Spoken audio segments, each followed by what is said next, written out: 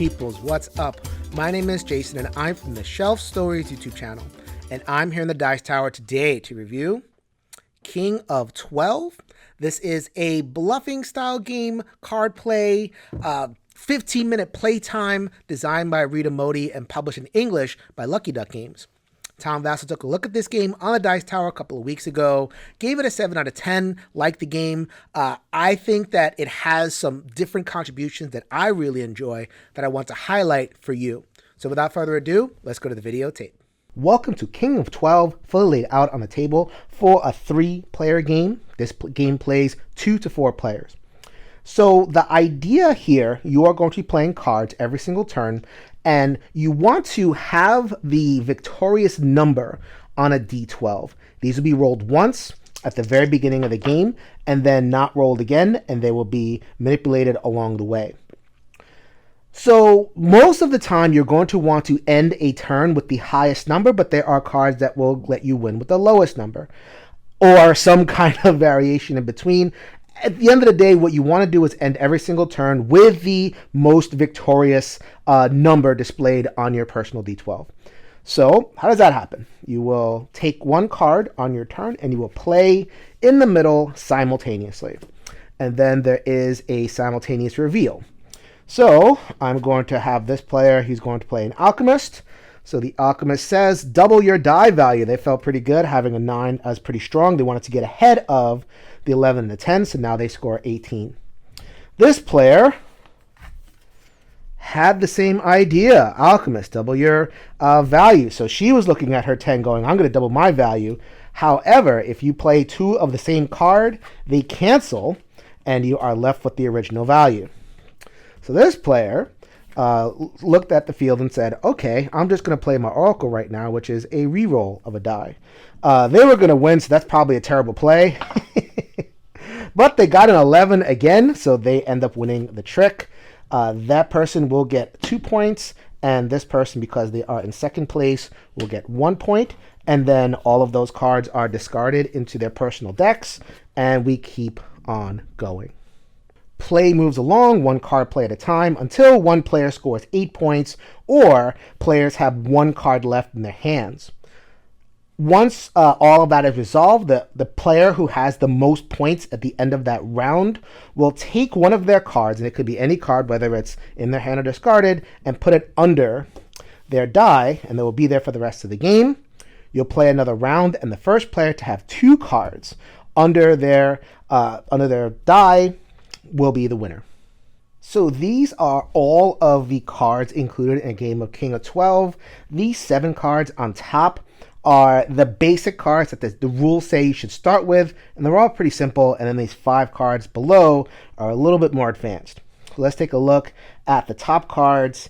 Here is the Knight, and this is kind of the card. It's present in every single game. It's the only one that is present in every single game, and it affects so much of what happens here. So the Knight says, this turn the lowest value die is the winner, and the second lowest value die is the runner-up.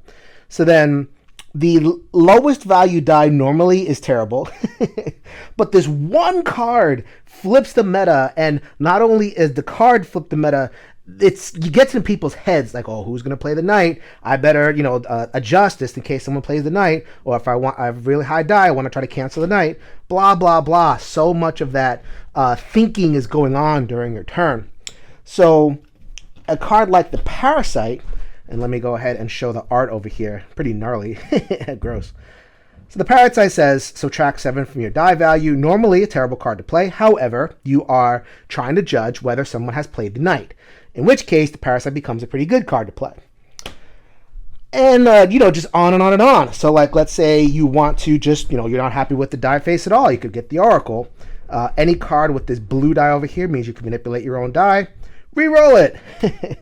And all sorts of other stuff over here, just kind of like manipulate the basic flow of the game, really keyed off of the Knight, though, depending on if you think the highest or the lowest die is going to win that particular turn.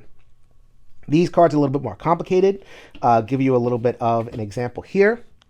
So the merchants, the big thing that they do is this gray die, which is start to alter other people's dice. So adds a lot more chaos, a lot more randomness. As you can see, each player passes their die clockwise to the next player.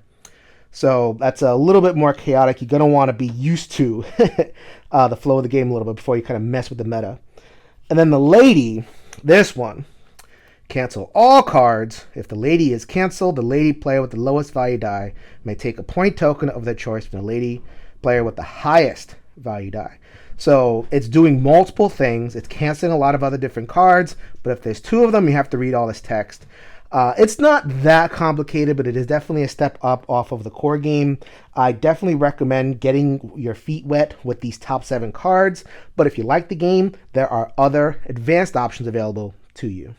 So that was King of 12 to the table, and thinking about it brings to mind a quote from some highfalutin game designer. I forget who it was. It was either an Eric Lang or Jeff Engelstein or someone on that level who said that the best the game could do is deliver what it sets out to do. Not every game does that. Some games, they set out to deliver strategy, doesn't deliver much strategy. I think King of 12 succeeds in what it's trying to do, which is a bluffing game, but for someone with a more kind of gamery mindset. What do I mean by that? You have pure bluffing games out there. You have a Coup or Resistance, the older style games that are classics, and they deliver that really distilled experience of bluffing, which if you like it, then great, go for it. But there are, a few people out there that like it a little bit, but they just feel like at some point they're guessing or they get lost and they like it, but they don't love it. And, it's like, okay, I want more, so to speak. And I think what King of 12 wants to try to do is to deliver that more. And it does so in a couple of areas. It does so with the card play, having, playing a card and, operationalizing a power, something that, gamers love to do. Plenty of games do that. And also dice manipulation. You roll your one die, but you have to kind of manipulate thing up and down and, add bonuses and shift it around a little bit. Players love that too. So having those two kind of more gamery, I call them gamer buttons, gamer elements, levers to pull, in addition to that bluffing experience, which is the core of the game, I think that this game marries those different streams really, really well. And it might appeal to folks that maybe you didn't like the Coup, but you like it in this version because it gives you a little bit more of a tactical, a thing on the table to manipulate. I think it fills that role. Where I think this King of 12 really shines is in that Knight card. So the Knight card does a lot of work in the game. It shapes the entire experience. So, the highest die wins, except when someone plays the Knight card. So it looms over the entire game. When is the person going to play the Knight card? Who's going to play it? Should I just play my other Knight card to cancel it because I got a 12? Should I play this other card to roll out of what I got because my card is too high? I want to be able to, counter the Knight. The Knight. And just having that one specter over all the games adds this really kind of delicious tension and makes you really pay attention in a way that maybe, in a regular bluffing game with a smooth experience, you might just kind of get lost. Here, there's always a chance, even if you roll high, low, if you can play your tactics correctly, guess correctly, all that kind of stuff. I really thought that was amazingly well delivered in a 15-minute package. So is this game for everybody? No. What game is, right? We call it a bluffing game, but people that are that want that more distilled experience might not enjoy this because I think that there is a lot of random number generator RNG here, a little bit more luck than in a bluffing game in the sense that, you might play the card and the dice might roll. And especially if you play with those advanced cards because the dice are moving around and there's all sorts of kind of higher level stuff going on that might kind of lose it for you. So if you want a simpler bluffing game, go with those other products. But if you want something that's a little bit more crunchy, more tactical, I think King of 12 is excellent. So I'm going to go, I'm going to see Tom 7. I'm going to raise him an 8. I'm going to go 8 out of 10 on this one. Pretty high seal of approval.